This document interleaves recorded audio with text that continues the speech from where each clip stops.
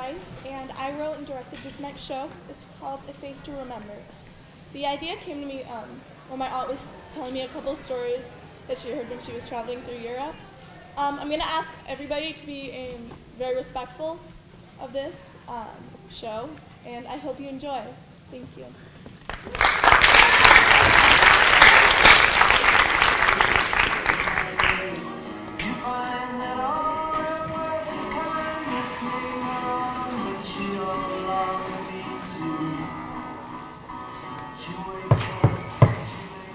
Who is it? I'm sorry to bother you, Doctor, but the attendant was here to see it. Oh, right, of course. Send him in, will you, Margaret?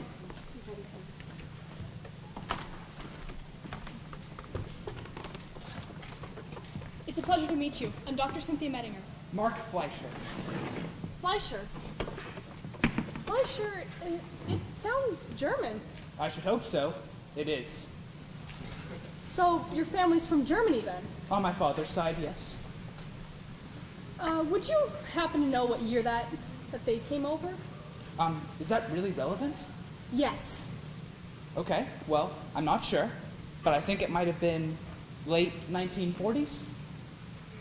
Late 1940s? Yes. Okay. Well, given the nature of this particular facility, it is in my professional opinion that you go by a different surname whilst you're here. I hope you don't mind. It's just, I think a German name might cause some irritation. I beg your pardon. Why? Surely you understand the patient situations. I'm afraid I don't. They didn't tell me much about this facility, other than, well, you know, it's an institution. Should hope so. Sorry. It's just, they didn't tell you our specificity, I'm guessing? What? It means they're learning. You see, it's a touchy subject. All these bad things happen in the world, and people pretend everything's just peachy. Because no one wants to deal with the hard things in life. They'd rather just skate on by without a care in the world. This hospital specializes in the treatment of those mentally damaged Holocaust victims. I don't think I should. Please. Just give me a chance to at least talk to you about it. I'm having a heck of a time trying to find somebody. And you seem like a really good guy. Not a lot of people could handle it here, but you? My gut tells me you would be perfect. I could handle it. It's just, I barely have any experience.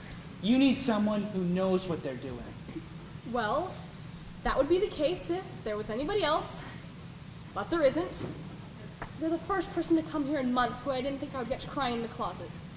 Can you please just give it a day? That's all I ask, just today, and if you're truly uncomfortable, I'll let that be the end of it.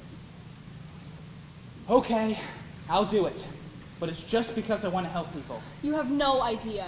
Could you tell me what kind of things I'll be dealing with around here? Well, we like to be extra sensitive to our patients' situations. The most minor details can set a person off. So we like to minimize the likelihood of such events happening.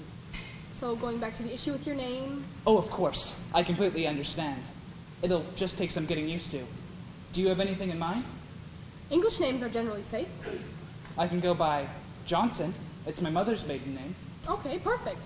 Now, before we really get into things, I'd like to get to know a little bit more about your personal history.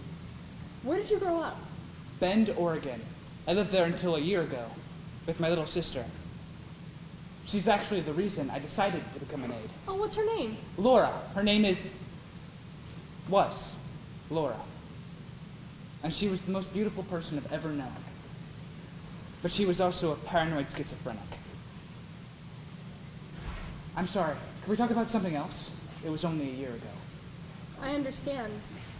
I know how it feels to lose someone you love. So, the important thing to keep in mind here is that each patient went through a different experience that has affected the way that they are now. So it's crucial to be aware of the patient's histories. I wonder if maybe you'd be interested in meeting some of them now. What? Now? Well, yes, I think it's a fine idea for you to get to meet some of the patients at the beginning of this learning process. Okay. What are we waiting for? Follow me, please. Oh, and leave your briefcase here. We'll be coming back.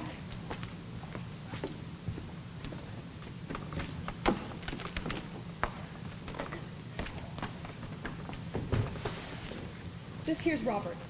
He was one of the first patients we had admitted. Robert, I would like you to meet Mark, or Mr. Johnson. He just might start working here. Thanks, nice to meet you. How are you? Robert wasn't present at Dachau.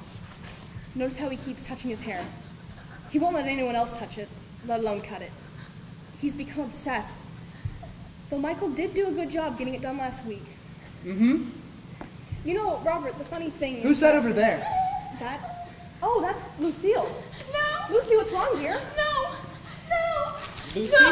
No! Okay, Mark, No! Mark, get my office. No! Office, Genevieve, can you come out here? No! Office, No! Genevieve. Yes, doctor? No! Can you please take Lucille somewhere to No! calm down? Yes, of course. Thank you. No! Can you have Margaret take No! Genevieve out for lunch? No! Thank you. No! No!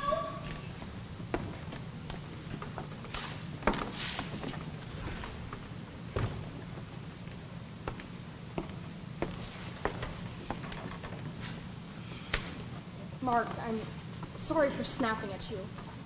I know you were just trying to help, and if there were any other patient, it would have been fine. But Lucille's different.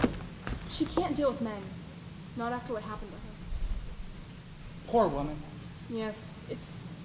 Her sister Rose brought her in, actually. It's a miracle they both survived, you know. But sometimes I don't think she sees it that way.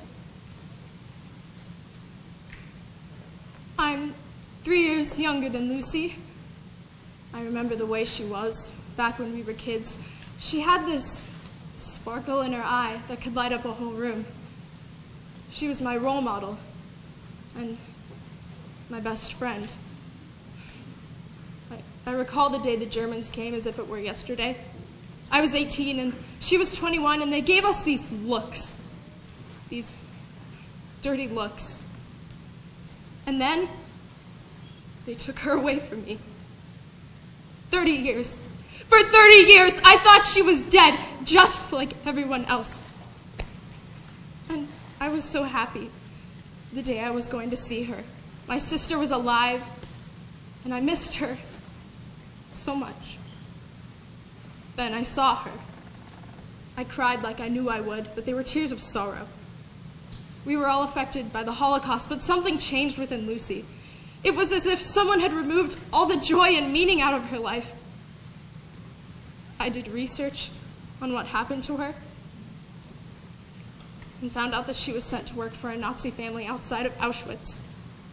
Family name, Fleischer.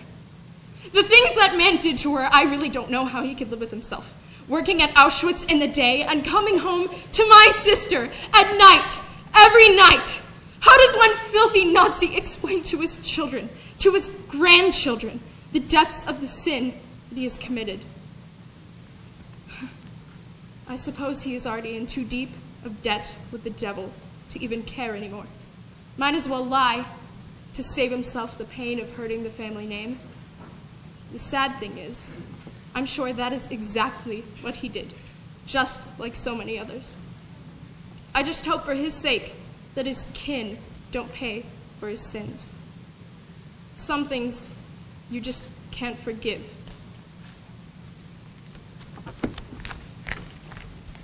There was something she said. Probably nothing. Okay. So, tell me about your father. A good yet stubborn man. How so? He had things bottled up inside. He wouldn't open up to anyone. That can lead to anger, you know. Not my father. He was a strictly non-violent person. Really? Yes, he always told me he would die before he became my grandfather. He told me I looked just like him. I look just like my great-grandmother. I feel sorry for scaring the woman. Mark, don't feel bad. With these patients, you have to remember that you can't change the past. Don't take it personally. No! No! No!